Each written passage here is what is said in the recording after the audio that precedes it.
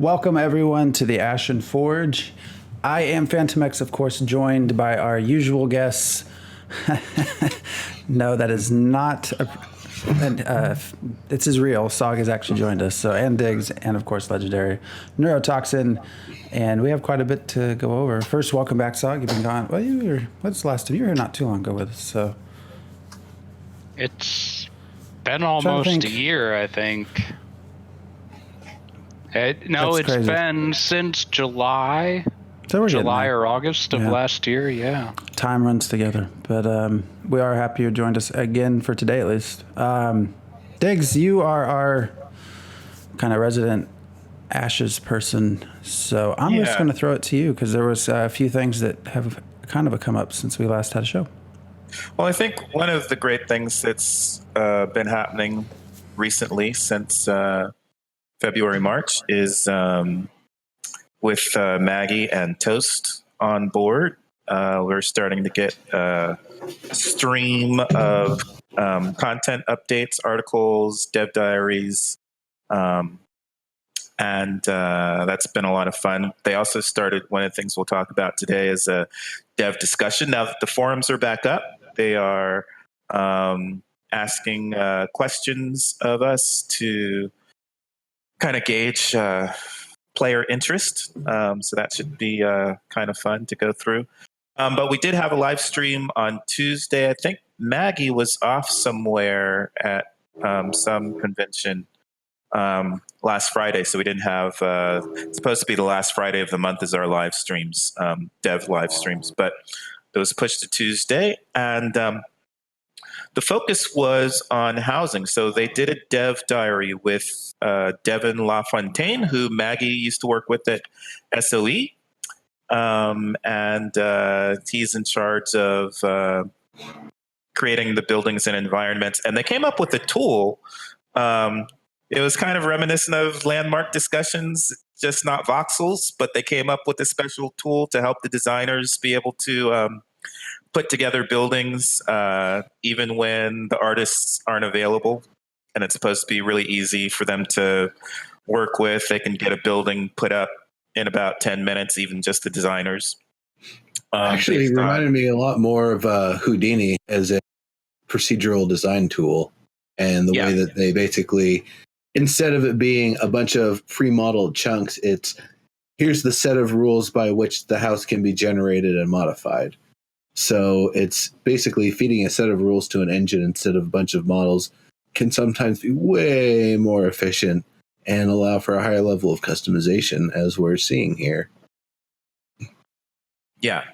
So we just have to hope somebody did ask if maybe that tool could be spun out into its own thing that players would be able to get a hold of. And that was very reminiscent of Landmark. But Stephen did say, well, maybe after launch, I think. Did anybody get to watch the live stream, or did you read through the transcript at all? Yeah, I actually saw the live stream, though I didn't remember all of the subjects from it, so it was nice to actually read the transcript as a refresher. Mm-hmm. And I read the transcript. Cool. Yeah, that was provided by Shays, again, with the Ashes Post. You can find that on ashespost.com. And did anything jump out at you of interest? What jumped out at you?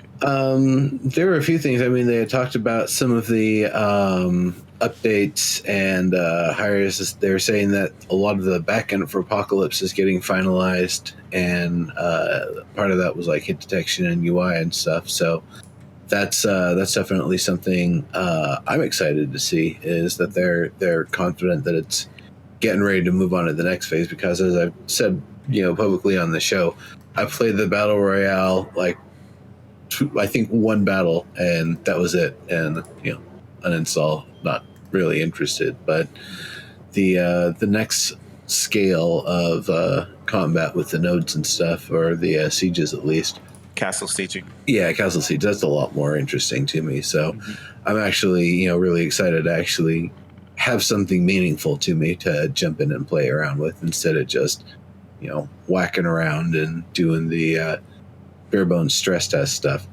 I could do it, but I feel like I need to be paid because that's what I do from a day job. Right. Yeah, I liked the environment and the going around. I just liked going around in the VR, exploring and looking at the buildings that they had, the different styles. I think they just had human and elven, and I would have liked. So the more tribal stuff is actually not based on a race right now in the VR, which is disappointing to me. But hopefully that'll come fairly soon. And I think I didn't really see too many new styles in the Dev Diary video that I hadn't seen already. So I'd like to see some more orc styles and dwarven styles, especially the more tribal ones. But that'll come. I actually wonder how much they're going to hold off on that stuff, so that way it actually feels fresh and new when the game launches, and they're just going to use alternatives up to that point. No reason why they couldn't. Right. That's true. They do want us to experience a lot of that stuff in game so that it's fresh when we go in.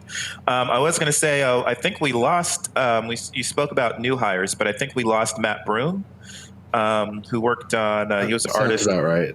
Yeah. He worked as an artist on H1Z1. He also worked as an artist on Heroes Song, which Phantom and I played for a while. I played that too. Yeah, that was what's his name? I'm blanking on his name. Smed. That was Smed's baby. After he left SOE, I was hoping we would get to interview Matt Broom because I'm very interested in having a discussion with an African American artist who works on MMORPGs. But I think he's working on his own company right now and trying to get that really out there. So nice. Unfortunately, we don't have him anymore on Ashen. Not in this context, but congrats to him. That's pretty cool. I was able to get a question in on the forum. Somebody was wondering if nodes would pop, like if we would see any gradual building as nodes move from stage to stage. And I did answer in the forums that I think it's kind of a little of both. That when it moves from stage to stage, it pops from village to town or from town to city all at once. But the mayors are able to have buildings built in between. So the individual buildings, like a library or something like that, those maybe a temple, those will happen gradually in between stages as the mayors choose to have them built. We'll start seeing, people show up and have scaffolding and all that kind of stuff. So it's a little bit of in between. And the way they answered it in the live stream was that right now it pops from town to city, but they're hoping that later on they'll be able to make that more gradual so that it won't be over the course of weeks, but maybe within an hour you'll see some developmental growth rather than it happening. I thought it was that they wanted to mask the pop with a cinematic. Was basically how I read it. Yeah, they might do that, but it's still at the moment instantaneous instead of over weeks time. I'm guessing the way that the system works is designed to pop between one size to the next size, more specifically for the non-adjustable part of the layout. That's just going to happen because that's how it's going to be laid out. But then that's where the development goes is new freeholds, and you're right, the government buildings and stuff the mayor puts in. So it in a sense, the overall structural layout, and I would imagine like the permanent residences, will have more of a pop, but all of the stuff that fills in between the gaps and gives more life and value to the place, that's going to be more of a gradual thing. So it's not going to be some of it's going to be sudden, some of it's going to take a little bit of work. So, it's going to be a blend of things.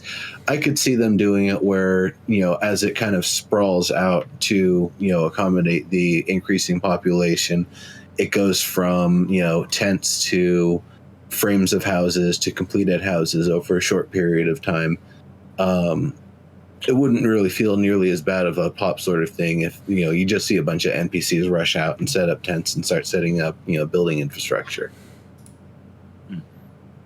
or players, or a combination of the two. I would hope that it would be both. I think it's a cool enough system though that as long as the UI is prompting people that something is about to happen, that it's okay for it to just pop. Like where they mentioned now where it like checks for collision, it teleports you away if you're in the way. Yeah, that's fine. And as long as it's not like some bright flash in front of your face or whatever you're attempting to interact with is disappearing and it's appearing right next to you in the space of a frame, all of that is fine. As long as the UI is prompting correctly, that it's better to have the feature and deal with the repercussions of the feature than to not have it at all. Yeah. And I'd like to see the collision detection launch people into the air. Don't we all? And I'm sure there will still be some of that.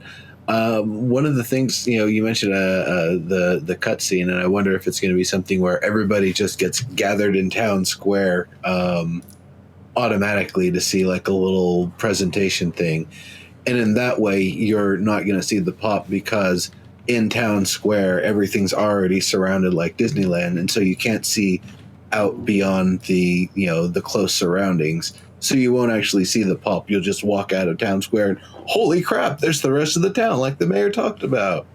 That's how WoW quest phasing works now too, where they'll send you to go talk to someone who's around a corner, so that when you're done talking to them and you walk back around the corner, things are different. And that worked ace very game well. directing right there. That is top-notch game directing. Good on them to use that. Yeah, I think the surprising thing may be, and especially if it happens during a cutscene. So I think what the person on the forums was hoping for was to be able to see that little build-up, like having wagons with wood or stone in it. See those little pieces of development happening over time. But since the architecture style is dependent on the dominant race that's contributed most XP at the time, the surprising thing is going to be if you're in a dwarf town and it changes into a elf city. Even if you were talking to an NPC, that's when all the blood is gonna boil. Like, what the F just happened? Our dwarf. But isn't the pop kind of what makes the feature cool, right? The fact that it like really changes into something totally different.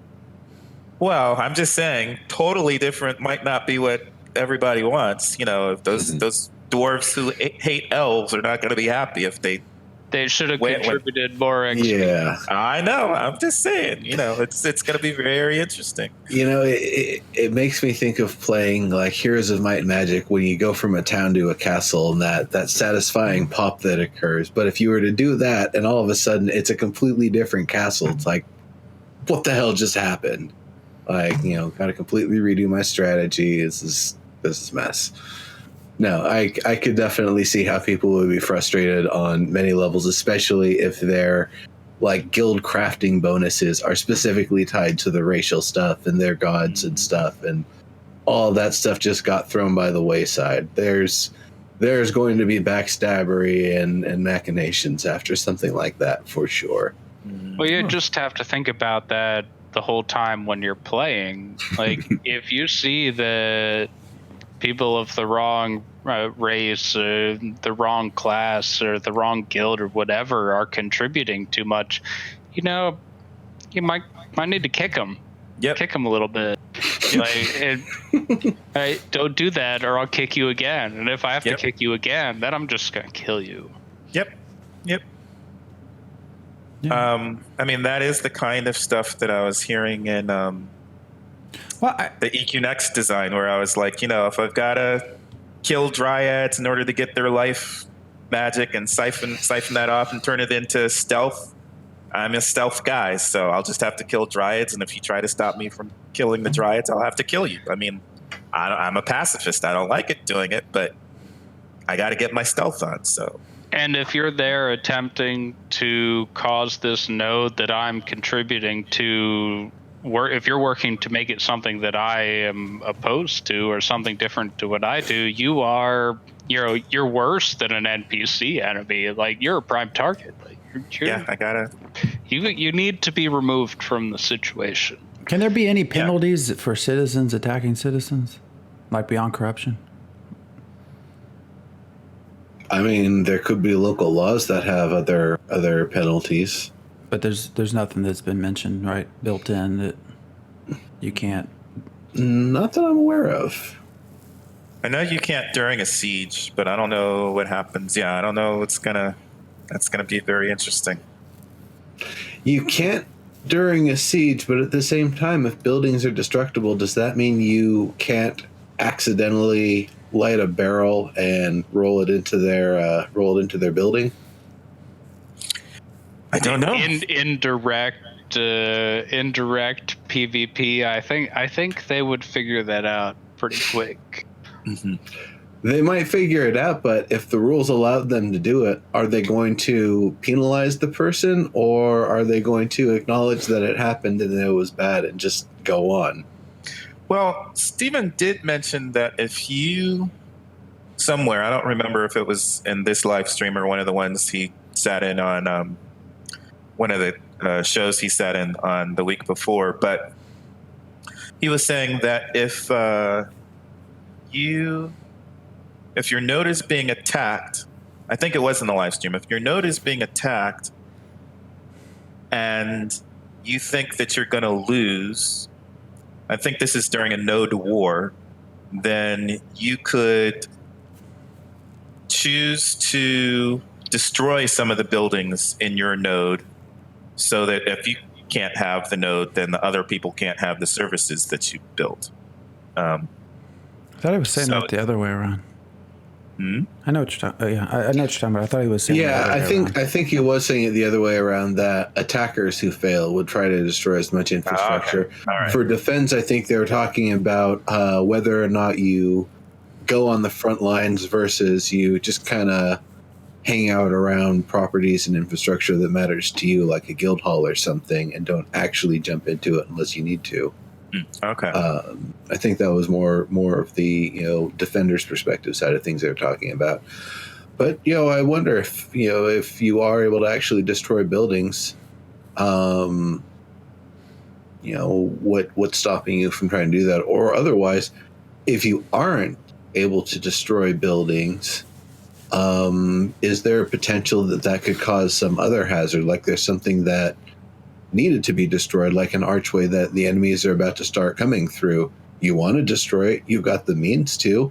You got everything set up, but you're not allowed to because the rules say you can't. So I wonder one way or the other how that's going to resolve.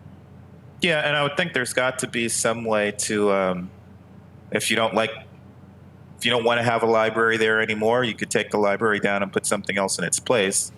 But who has control of that is the other question there. Is that only something a mayor can instigate, or can other people do that too?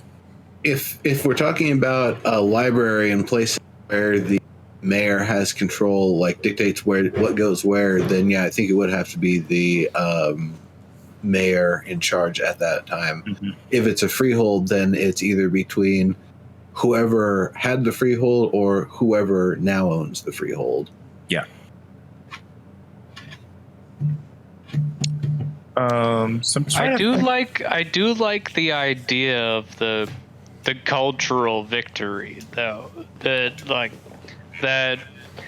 this idea that by being a good citizen, or by helping out a place, and just by taking a group of people and being more helpful than the people who are already there, that you then absorb it into your own ways, because you're winning by it. It's the civilization cultural victory that I think will be very common. That, people contributing. Well, it'll be hard to get a whole bunch of people of the same race or the same religion all working towards the same thing, especially in contested areas. So that'll definitely be a front, like where there isn't active battle, that constant, who's helping more, who do we really want to follow? Who's building up this node? And it's going to be a big deal. And I think it's kind of interesting to me that as I hear us talk about plans for Chronicles of Illyria, it seems like a lot of us are kind of subversive, and it could be fun to do the indirect PvP thing. Like, I don't want to attack you directly, but maybe I'll still subvert your city just by helping. Well, that's where I wish somebody would somehow create a system where you can have sort of this crafting PvP kind of idea, right? Actually creating things with the intent of disrupting someone else, or say you're a high-level crafter and you're some ability to sneak, so you actually know how to go into another workshop and somehow disrupt it or break their machine because you know how the machine works, or something to that effect. I think would be, poisoning food. Hell, iron and steel prices are high, but bronze is readily available. So you just start putting out tons and tons of bronze work stuff for, dirt cheap by comparison to the iron and steel. Sure, it's not going to be as good or as reliable, but it's good enough for somebody that doesn't expect to, hold on to it for very long, or expect it to get battered pretty quickly anyway, or not battered at all, and they just have it for show, so that way it looks like they're, ready to fight, even if they aren't going to be. So I could see something like that, just as an example. Or another one, if you can make potions that are intentionally toxic and use bottles and signature stuff of somebody else, like you buy 50 of their bottles, pour them out and put your toxic stuff in, or just put your toxic stuff in, leave the normal contents in, and find some way to sell them through like a bootleg distributor.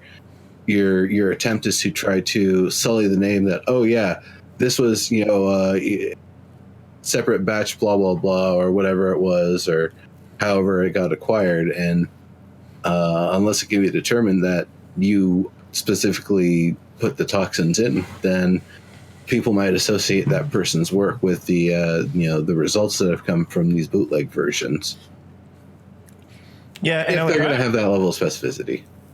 It would kind of be cool if the reason that the architecture style did change is because of the crafting that was being done. Like, the Pyri are the ones doing most of the crafting, and so since it's mostly Pyri material going in, that would make more sense to me, quite honestly, than fighting experience. But I can see where I assume it's probably quicker or easier just to gather up that other side. But and when you're talking about creation of buildings and things, I mean, it would make sense that whoever your crafters are would be the ones to dictate that. Can't experience come from a variety of different sources, though? Yep. So crafting, and even just volume of crafting. So if you were thinking kind of like Neuro was saying, like, well, there's not that much iron crafting and all of this other and this stuff going on. Like, I got some money to blow. I'm going to make a whole bunch of bronze items, just literally grinding experience with low-level items just to push over. And I don't know how visible the bar is going to be, but like, just in case, let me spend a fortune and waste a whole bunch of time, but not wasted if you win, but you don't know. It's a gamble, which makes it 10 times more fun for me. I don't know about anybody else. Yeah. Well, And if you don't actually win in terms of popping that town, then you've got caravans that you can send it to a different place, which might want it. So it could be a win-win situation, actually. I'm just imagining sitting in, I don't know, Iron Forge and it transforming into Stormwind or something like that. that'd be a little weird. But I guess you're dealing with a persistent environment with one that is not intended to be persistent. So I guess it makes sense.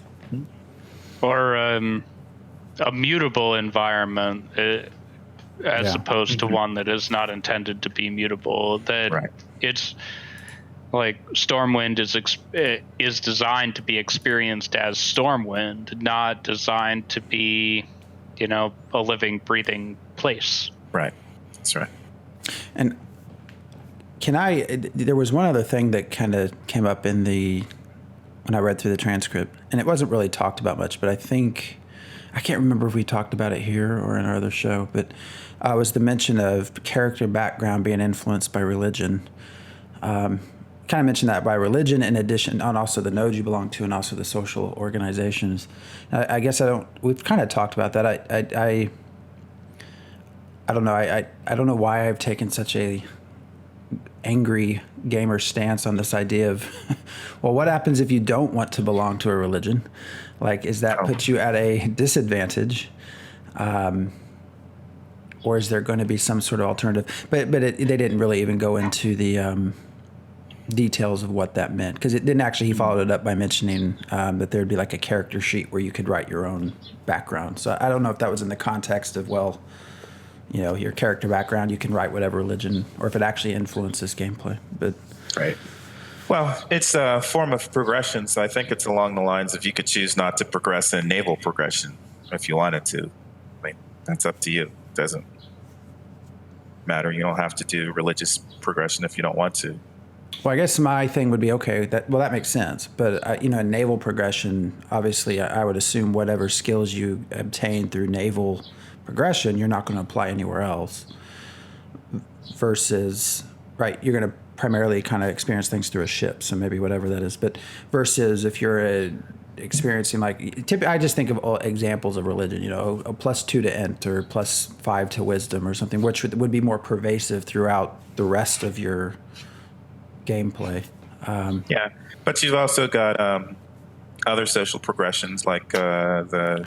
I'm just saying. Thieves Guild and I'm just saying there's other ways to do stuff. So I would think if it was going to be stat oriented, then religion is what you would want to join if you wanted to do wisdom, if it's similar to D&D, and the Thieves Guild is what you would progress if you wanted to do stealth or dex or whatever that's associated with that kind of thing. I think the Scholars Academy would probably what you would want to join if you wanted to increase intelligence. So I think there it's still going to be just a choice of how you want to progress your character. Well, we can wrap back around to that if we have more to talk about. But for the title of our show, which is Thanks for the Memories, there was also the very first developer discussion, which is the series, as you mentioned, they're doing, was memorable content. So their question was, what makes a quest memorable? Are there any raids or events that you'll never forget, and what made them unforgettable? And so it's, I guess, an interesting question. I don't know. I get annoyed by these all the time, but I'm just not a happy gamer anymore. I don't know what it is. There's another game I won't mention that constantly every day is asking questions like these, and it just starts to get on me. But you're old. I'm not as old as you. And a parent. That's true. I like the idea that they're trying to create discussion and promote it as a way to kind of, create content without actually creating content. And the discussions, themselves are actually kind of interesting. From this one I saw, it kind of seemed like there were a couple of axes that came up. One was remembering things based on how good or how bad they were. Some things people remember because it's like, oh, it was, kind of crappy because I had to walk through 5 zones carrying stuff by foot, but I got this title for it, so it was kind of okay. Versus, that's a little bit closer to like maybe the middle of the crappy axis versus ones that, some of those stories were just all the way on the extremes of like, this was the greatest quest. It's like changed my life all the way to like, this was the quest that made me want to stop playing video games and rage quit or whatever. So it's, and then the other one is not just the axis of how good or bad it was, but the axis of, I guess, how memorable, like interesting it was. Like this was something that's really meaningful to the lore and the story of the game, versus this is memorable because of either the things that the players actually did, the interactions, or it's memorable because of some part of the interface and not actually the story content. And I feel like somewhere around those two axes where a lot of those posts fell. Yeah. And there's nothing wrong with that. I mean, that's kind of what I would expect from something like that. And really, these so far seem almost like more like which I like, is more of an informal poll of, okay, what is our player base looking for from us? I know it's to generate discussion, but it also seems to come across as, okay, what are you guys going to actually like so that we can implement? What are you not going to like?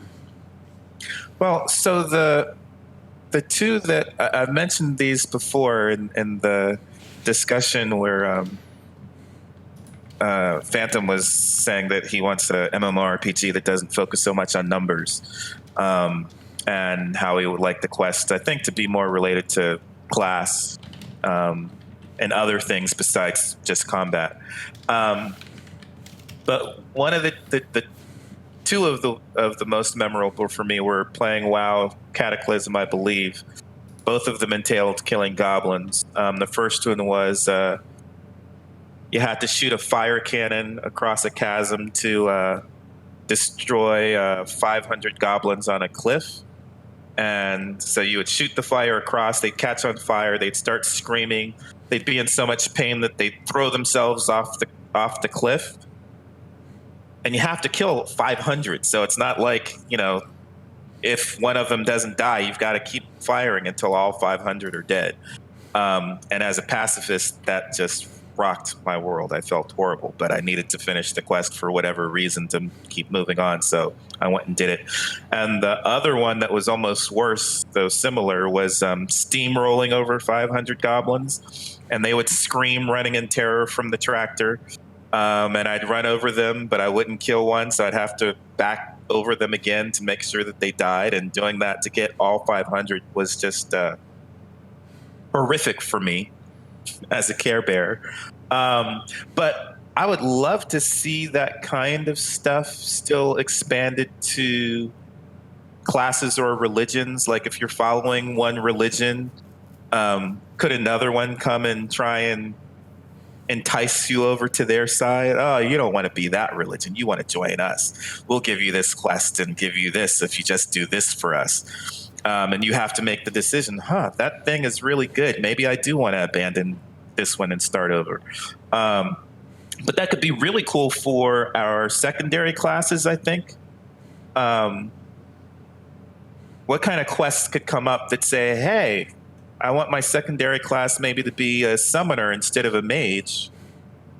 That could be really interesting if they throw out stuff that changes the way we think we want it to play our character. We find out maybe for a time we want to play it differently. What kinds of quests have been memorable for you guys? Or dungeons or raids? I don't dungeon and raid too much. I mean, there's always my WoW story, and this is quick. At every gnomish and goblin schematic vanilla, except Biznix Accuroscope, which dropped in the Molten Core. Any boss could drop it. We ran it for a full year straight, at least 52 times, plus all the times building up to being able to do it in one night easily, in just 3 hours or whatever. And it never dropped. And I contacted, I was like, hey, what's going on here? And they said, yeah, sorry, we don't reveal anything like that. And I later found out, oh, you were just supposed to do like all the cheaters do, when the reason why you can never find rare items in the wild, because people are just data mining enemies and they just poach up all the enemies. It's the same technology we needed to use to go in, see if this instance had one of the Biznix Accuroscope. If not, walk out, walk back in with somebody else, re-instance it, and snoop all of the bosses again, and keep doing that until we actually have one where we've data mined that, yes, Biznix Accuroscope is on one of them. And when I realized that was how I needed to play the game in order to get one item that I've been trying to get for over a year, I fucking quit. Done. Yep. Cold turkey. Yep. You'll never see me play WoW again. You'll never see me play WoW again, and you won't see me play most conventional MMOs ever again. As a result, they're a waste of my time. I don't know that they're a waste of your time. I think there's enjoyment to be had. I played a lot of WoW in the last year, and I enjoyed it for what it was, but is a static quest line ever a memorable thing? Like, when I read the post, I think, what quest was memorable? No, you're. Oh, sure, the Onyxia quest line was memorable to me. Well, and I think approaching from the whole wrong thing. The thing that's the wrong point of view. The static quest line, if you're really into lore and you're following the quest line about lore exposition, great, that's fine. But the memorable experiences that you have are when, as Ombla says, adventure begins when things don't go as planned, and that's when the memorable stuff happens. Like, I remember vividly in EverQuest attempting to move. My character was a gnome, and I wanted to move over to the main continent, but I didn't. I was a low level, and I didn't understand that you're supposed to level up, and you're supposed to do these quests and stuff. Follow the rails to move out. And I didn't know that it was hard to do that. And then I didn't know that because I was playing from overseas on a really slow computer, that the boat would continue moving while I was loading, and I would fall into the ocean repeatedly. And I remember really trying super hard to do that. I'm not saying that I think that to make memorable content you need to make everything absurdly difficult and broken, but that's something that I remember. Do I remember a specific quest in EverQuest? Yes, I did the Stein of Mogok quest 1,000,000 times to sell the item and then go do it again because I was gaming the system. You were only supposed to be able to do it once. You couldn't even do the quest if you still had the item in your inventory. So I had to hide one somewhere to sell one and then pick up my own again. But that was only because I was doing something interesting around the system. A static quest line, it's hard for that to be a memorable thing unless what you care about is lore exposition. Well, another one that was just super negative all the way around is when I realized it's something it's in EverQuest 2. You have to kill you have to kill 50 staunch skeletons, and then after a couple of hours I realized, they only pop when I kill 25 brittle skeletons. So it's exponentially more skeletons that I have to kill just to get 50. And that's the kind of thing that made me stop playing EQ2. It's okay, so this really is, a time sink. You're telling me 50, but it's going to take way more than 50 because I got to kill 10 or 15 just to get to one of those 50. So that's a memorable one for me, but I hope they are doing stuff like that. Phantom, what about you? You've been playing WoW recently too, right? No. When was the last time? Not you like played WoW? Sog. Oh God. Sog, Whenever I I played know. with Sog, which was Yeah. probably when the expansion released. I don't know how long ago that was. Yeah. Anyways, actually, though, one example that always comes to mind, like a quest memorable sort of thing, and I cannot pronounce the word. This would have been a long time back. The gates of Sog. Do you know this one? Gates of is it Courage? Encourage, yeah. Yeah. That was a fun event. That was a world event that everyone had to contribute to. It was per server. Each server kind of got open the gates at different times. That was an event that was fun and memorable, just because there were also things associated with that were sort of once in a time. I think there was somebody got a mount if they did something, one per server. It was a group effort. That is a quest that always comes to mind as something that was kind of fun. I don't think they've ever done anything like that again. I don't know why. That's a shame. I was was hoping that they'd been doing those constantly, but no, they haven't been. Then it was disappointing. It was fun. I mean, you're at a constant rush to try to get certain resources and supplies, and just be the first to be able to open it up. It was an out and out raid brawl on BlackRock, the West Coast server that all the Australian New Zealand players were playing on. Mm-hmm. It was just 24/7 brawl getting those resources. It was basically like a constant raid battle. It was great. Yeah, I mean that would be something that was memorable. EverQuest, Planes of Power. Now this kind of question interests me because it kind of brings up the idea of nostalgia, which is you typically prop up the things that you think were good and try to reduce the things that were negative because you don't want to subconsciously think you wasted all your time.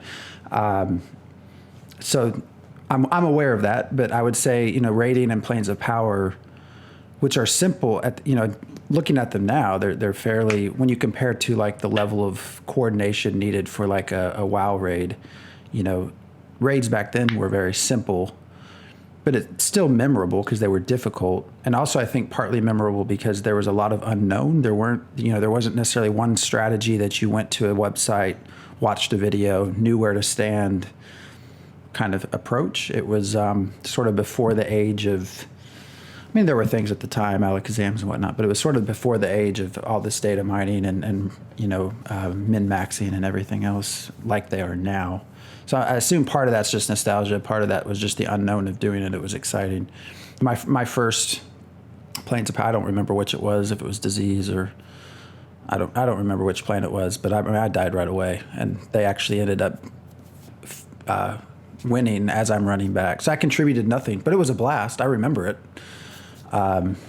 Running back to the zone, yelling that the guild took somebody down, and I had no role in it. Some other things. I think Sog's right. Especially when you get into something that is as linear as World of Warcraft, and you get people doing the alts after alt after alt. We all have somebody we've known for a while who did Evercast, and he has, he'll post how many max level characters he has. I think it's like 15, 16, something like that. But that idea, I mean, how, things become memorable because it's repetition, right? You're going to remember watching the same cut screen for the 10th time, or cutscene. But EverQuest 2, you mentioned that. There were, two things that actually I did think were kind of fun. One was a betrayal quest. So I don't know if you ever did that. You switching from one side to the other. That was actually an interesting process of good to bad, bad to good. The ability to do that. And then the other was Heritage Quest, which really won't apply to Ashes because they're brand new. They don't have a previous game to sort of, they don't have the equivalent of armor, past armor that you can bring into a new game. That just doesn't exist. But that was fun as well, just the way they would do that. That took you a lot of different places too, which I think was interesting, having to travel to multiple different areas to figure out a quest that actually seemed to have significance associated with it. So that would be my answer. There are far more examples of raids and quests that were wastes of time than there are ones that are memorable. I don't know if you remember that. That's precisely why I quit playing WoW, because it seemed like we had I think a talk about this on a show somewhere. It was just a time sink. It was in order to get through the main storyline, which just goes back again to I think you can go without the traditional leveling system and just present a story. And when you get to the end of the story, you're at the quote max, next end game. But WoW particularly, there were all these little mini, go here, talk to this person for 3 quests, and then you move on, and then eventually you get to the next step of the main quest line, which is what you're interested in.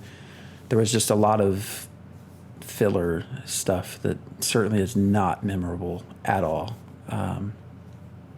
Yeah, it somehow seemed to get to a point where the story is not hiding the time sink aspect.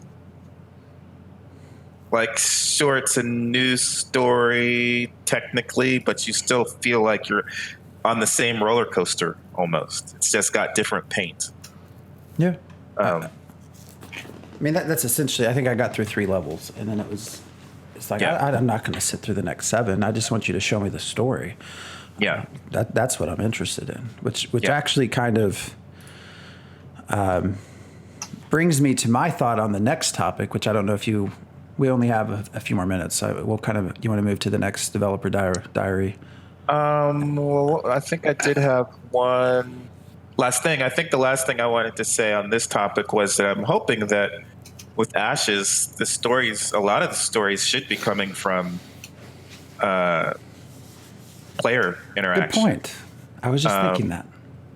Yeah, because we should be talking about, hey, remember when this village was, when this metropolis was just a village, or remember when that city used to be dwarven and now it's orcish, and all that stuff. That should be the stuff. Yeah, I wasn't going to jump into that, but this sort of question is interesting because we seem to be operating on the idea of player-driven story. I've mentioned Eve, that the equivalent of a fantasy Eve instead of a space where the stories you read about in websites and magazines are player created. So it's interesting that their very first question to the players is basically, hey, how should we do quests? How should we? Yeah. It's like, well, isn't that our job to sort of create that storyline? But it's both, because it's not a sandbox. It's a theme box, right? Yeah, I think that's what he's calling it, theme box. Whatever that is. Whatever that is. It's a mix of theme park and sandbox. I don't know what that means. So it's a theme park that's disguised well enough to kind of feel like a sandbox. You've got some quests and you've got some tasks, but you've also got some stuff that's emergent gameplay too. So, anyways, But that's never mind. go ahead, say it. Doesn't work. Oh, I mean, I don't really know that a theme box is a thing. It's either a theme park that has elements of a sandbox, but it's not really a sandbox. If it's a theme park, if it's this, everybody is going to have access to all of the same experiences the exact same way as one another. That's but you can customize some buildings here and there. That's really just as a theme park to me. That's not really a theme box. I don't know what the hell a theme box is. You'll have to play it. I guess that's like we'll find out in like 3 to 4 years. Or 7. Yeah, we won't get into Star Citizen, but Yeah, well, who knows? Who knows? we're going to give you 100 star systems. Here's one half-done city after 7 years. That's actually another good transition to the next one, which was solo gameplay. So how do you feel about solo progression? How far should a player be able to progress as a lone wolf? I was actually kind of surprised about it. I didn't get through every single page. I was surprised at how much it seemed the most popular answer was sort of, well, both. I figured you'd sort of have hardliners one way or the other, but that didn't really seem to be the case. You see, there's a kind of a thing going on here where you can't actually have non-solo content, but at the same time, the solo content can be engaged while interfacing with the group. So it's a really hard sort of thing to talk about what is purely solo content and what is purely group content. The only thing I could see that's purely solo content is if there's an instanced arcade module you can go up to and play a game and get a high score, and otherwise it's the exact same game that everybody else. Aside from that, it doesn't really seem like anything that you're doing is necessarily solo, because everything you're doing has influence in the world.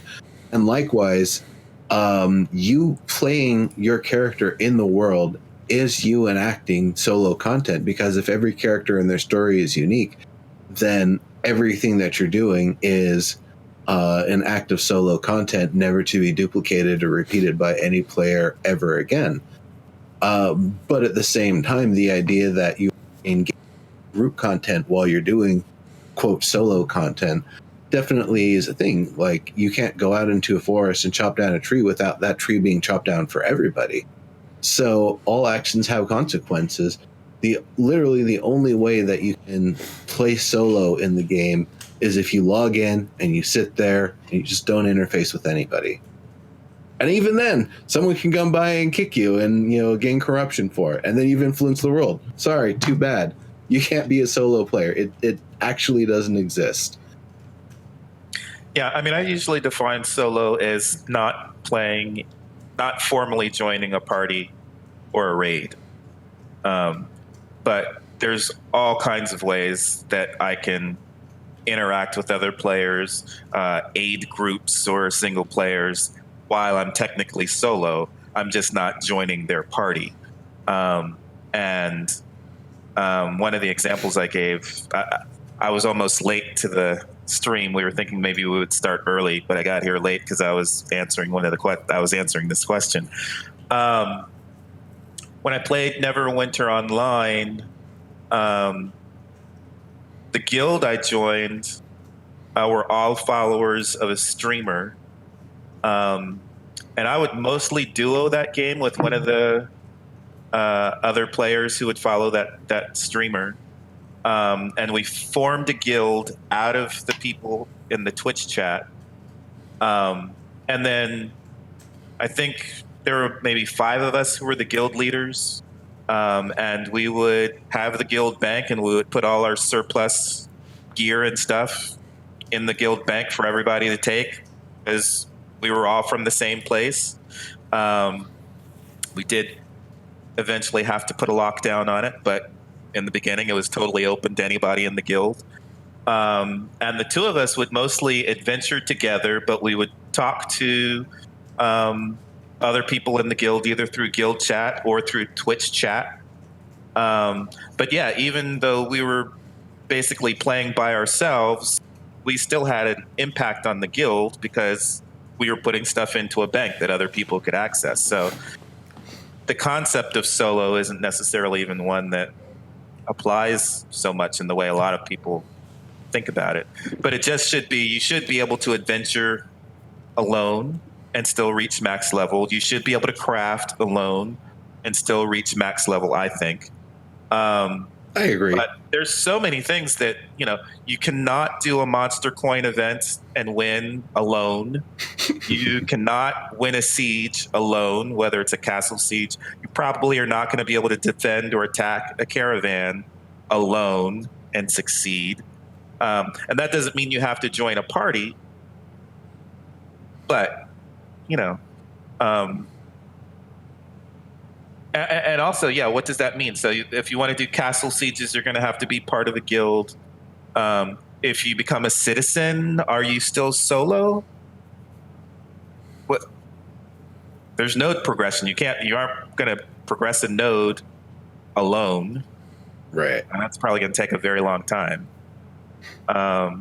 So what does solo even mean? From the very beginning, everything that we've read and heard about Ashes of Creation, that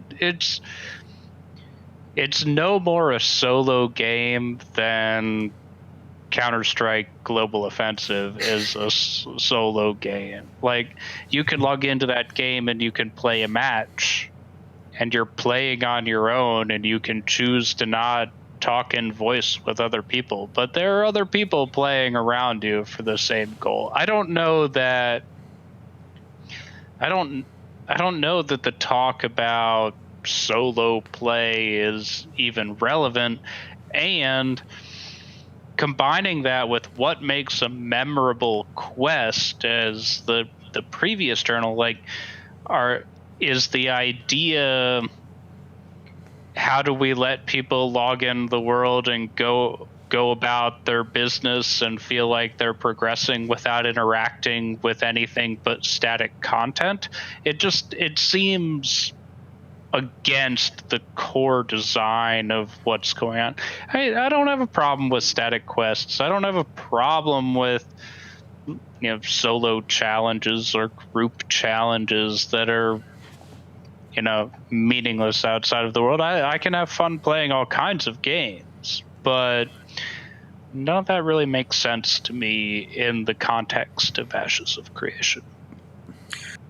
Yeah, some people think that if you solo that you aren't social, but I mean, I know lots of people who don't join parties, but they're very social. They do costume contests and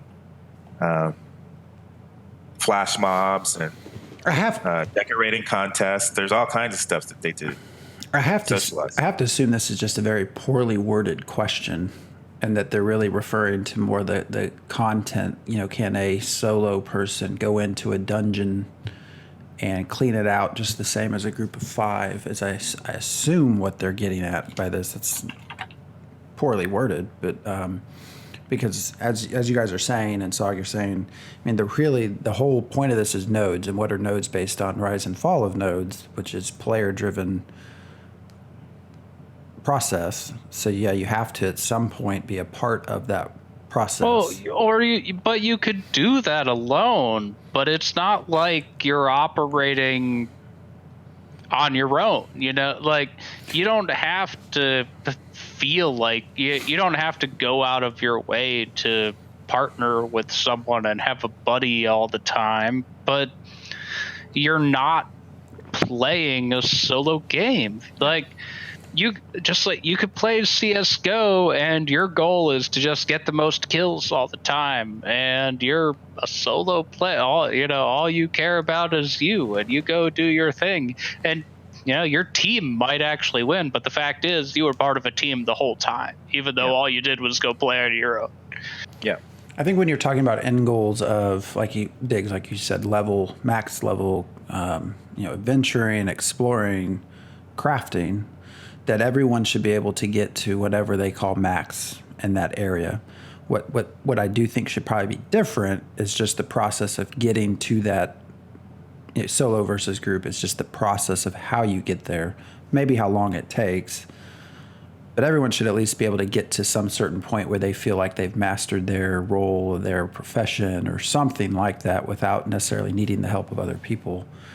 When we talk about that sort of thing, I mean, I can't imagine, there's the one MMO that comes to mind that I'll play that y'all are not going to play, which I'm interested to see how it works because it is entirely group based at this point. There will be some soloing, but I don't see how that model works now, and for any long term within today's world. Like, I feel like you have to have those different pathways together,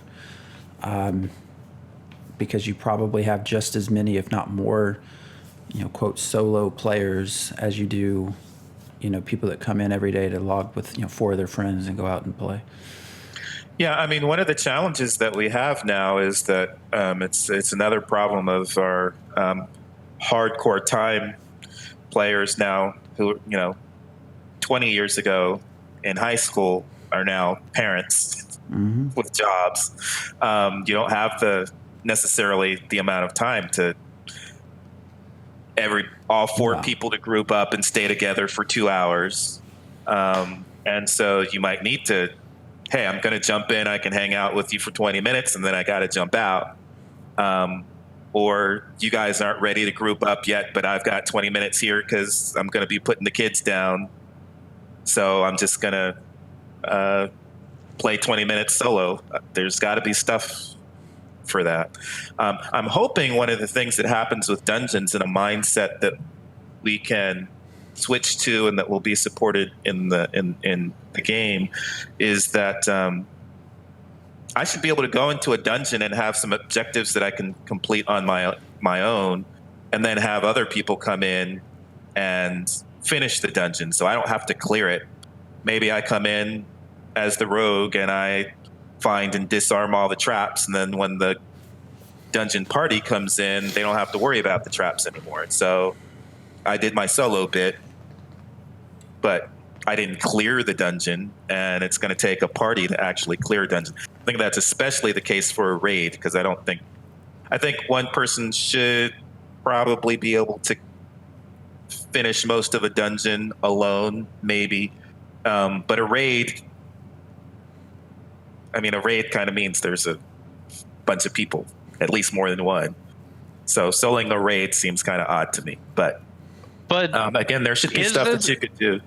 It seems that these questions are about the static content of the world, and that's what I feel like I know the least about in Ashes of Creation. So, like, what are the static challenges? We're talking quests. We know that there are things, but I don't know a whole lot about them, and how many people it takes to accomplish something.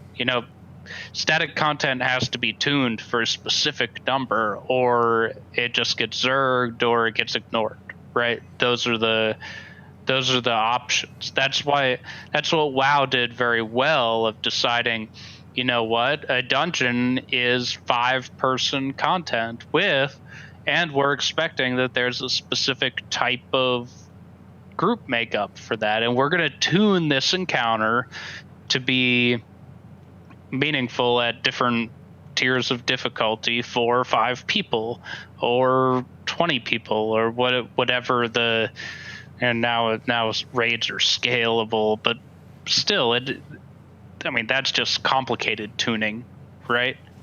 So static content in any game is tuned. It's the same as playing Mario, right? There's no difference. Other than like which buttons you press. The static game content is tuned to have the right amount of difficulty for a character or group of characters with these capabilities, and that doesn't change. Like we could talk forever about what makes memorable solo content. Having the right challenge level and having tuned solo content and having tuned group content, and if we're talking about it, tuning well makes things feel good in every game. Yeah, but I think what we know is that it's not static, but we do know that dungeons are going to be designed for an 8-person group, and raids are going to be designed for a 40-person group in general, and there will be different types of content that will be changing. After you defeat the dungeon, it should repop with different content. But I think that's the same idea, and people are concerned about whether a person, again, can be able to some people think you shouldn't be able to solo a dungeon, and then if you allow people to solo stuff, that they will never interact with anybody else. But I think the real problem with interaction is that it's static, and after everybody has done the same quests, you don't have to converse with each other about what to do because you've done it all. Everybody's done the same thing.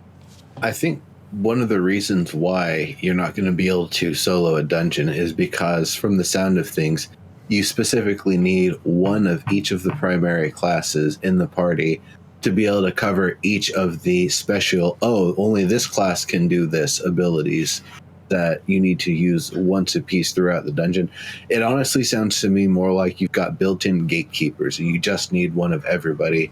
Not that there's some mechanical gameplay reason why, like, you have to have one of these for buffs, and you have to have one of these for CC, and you have to have one of these for AoE. And, and that's it's fine if that's how it is. They can make content out of the dungeons that solo or smaller groups could use. It's already been cleared. You can go and pick from the dregs and clean up the enemies in there, sort of thing. The ones that were left behind. I could see them doing something like that. But there's one other thing I was going to say on the crafting side. Solo versus group on crafting, and this is kind of the last thing because I got Steam to move over to. Is that if they make it that you may learn faster working with other people, but you only learn the style of thing that they actually know and have developed, then yeah, you're going to learn faster. You're going to learn group signature style, but in doing so, you haven't developed a style of your own. That the idea, if you develop your crafting chops from scratch, from manuals and a couple lessons here and there, but mostly kind of figuring it out on your own, take a longer time, but that it might be part of the invention process, that people finding their own signature style is specifically how you invent forms of weapons or new ways to modify. So I could see something like that where being the standoffish crafter could actually be, an advantageous situation, because it allows you to emerge from the shadows, making this new thing that nobody else has seen. And then you can either join a guild and teach them and become integrated with them, or create your own guild around it, or get out competed and lose everything. It's risky business. All right. Well, we are over our normal time. So thank you, everyone, for watching and joining us this Friday night. We'll be back next week with our Chronicles of Illyria show. A lot to talk about there. We actually almost did a small show this morning or before this show, but figured we didn't have enough time. So we will be back in 1 week and a lot to talk about there. So everyone have a good week, and thank you. See you later, folks.